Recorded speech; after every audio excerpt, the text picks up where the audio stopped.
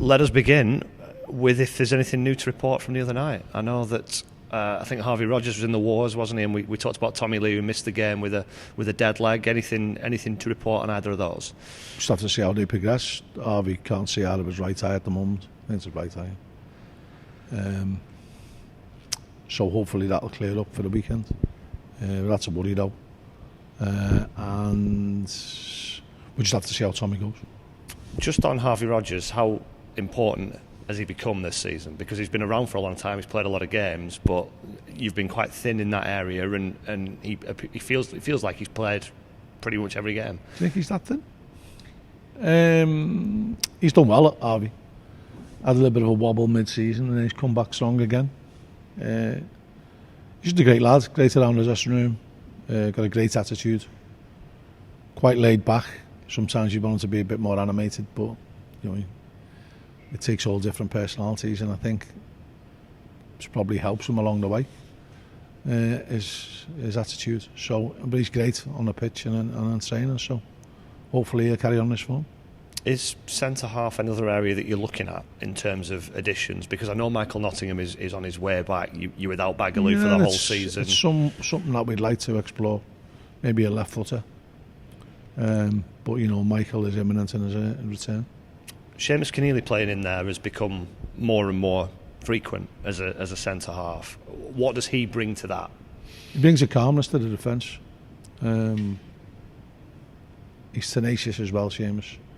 You know, people might mistake him for the mild-mannered Clark Kent, or is that Tugthan?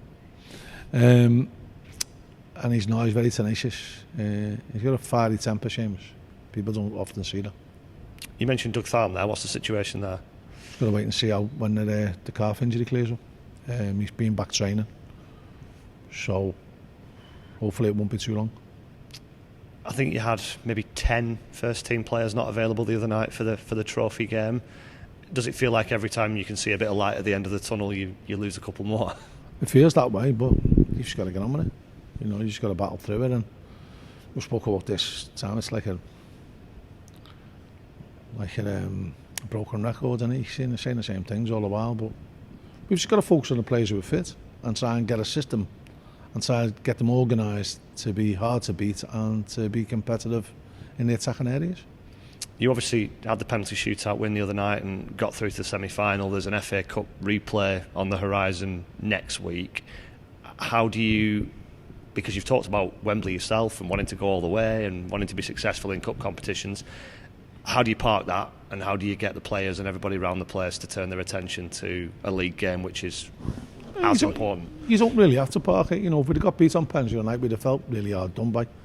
And so there's a feel-good factor now. You know, you've got through to the next round, you've got through to the semis, and we've got to build on that. You know, I'm sure Southampton will go to Everton at the weekend, buoyant about beating Man City.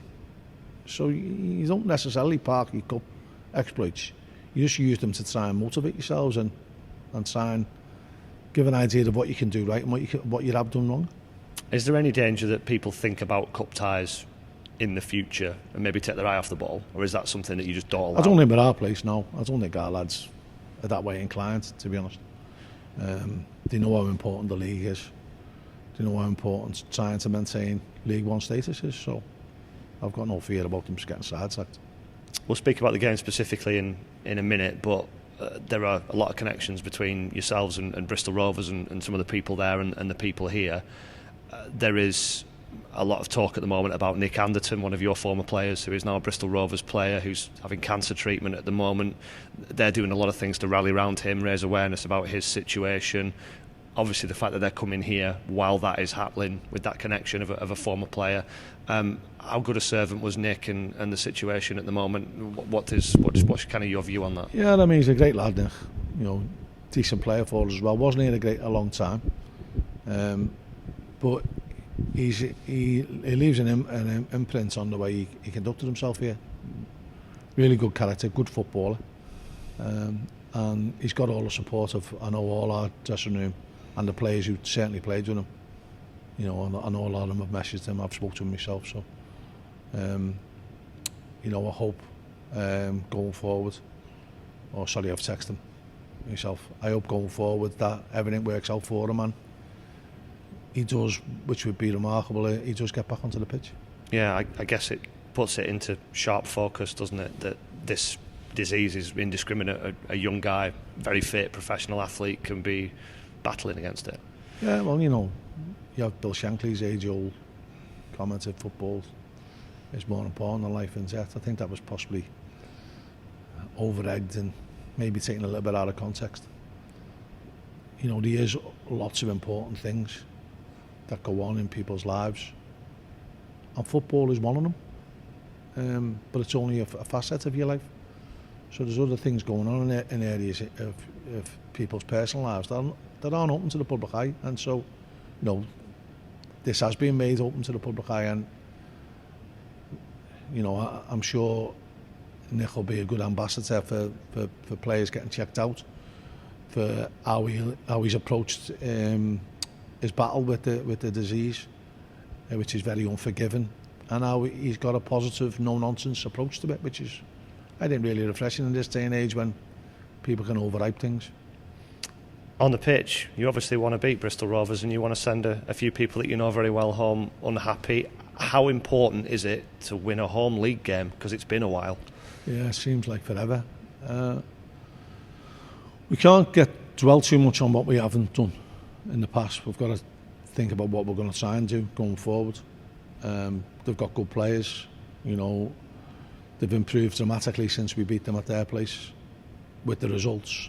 I'm not saying they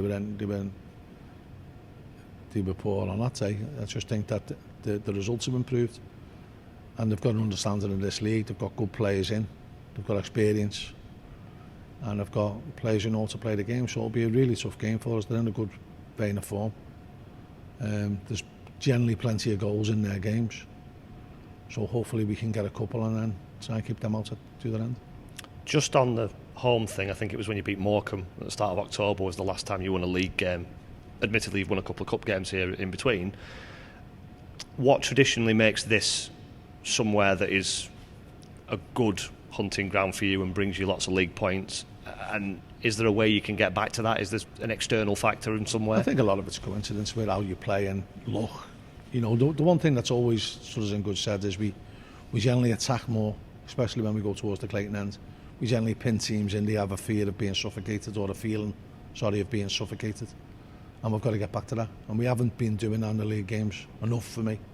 Admittedly, we've been playing against some really big sides. It's difficult to suffocate Sheffield Wednesday, Ipswich, Derby, teams like that. It's difficult to suffocate them. But we'll give it a go. Does being in the relegation zone affect the approach or the mentality at all? Should make you want to work harder to get out of it, in my opinion. But it won't affect our approach. How many teams do you think are in this relegation battle at the moment? Probably about 7. And it's going to be tough. But there's half the season to go.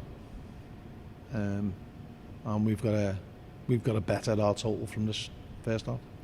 Is that how you approach it? You almost look at it from 0, just get more points than 4 of those teams around you? Well, that's how it's got to be at the moment. But it's no point looking about the teams around you. All you got to do is just focus on your own game and trying to pick up 3 points every time they become available to you. There's going to be 69 points available. You can take half of them, you've got a good chance of staying up. It last season went to goal difference to decide who went down. Does that mean in the back of your mind that runs you had earlier in the season when you conceded 3 goals in consecutive games, or when you went to Derby and conceded 4 times, does that feel quite costly? Well, you only know that till the end of the season, at the end of the season. So there's no point worrying about it now. You've got to try and tighten up to try and win games, not to worry about your goal difference. You've got to try and tighten up, full stop. And we've got a set of lads in there, hopefully a couple coming in as well, and a couple coming back. So we've got to have our faith in them, and we've got to believe in the ones who are fit to play on the pitch can do a job for us.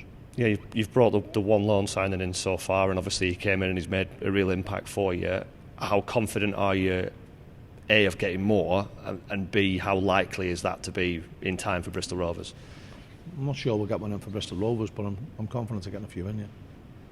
is that something that's just constantly ongoing? Is there a list of targets that you kind of work your way through almost? A bit of both, but it's I'm constantly on the phone, and your head feels a bit frazzled at times. You've talked about perhaps being a bit more patient in this window. Is that what you're trying to exercise at the moment? Could you have signed a few, perhaps? I could have signed 3 or 4 now already, but they wouldn't be the right ones. So we've got one permanent, one ongoing that hopefully will drop this week and next week, and then we'll have to wait and see on the others.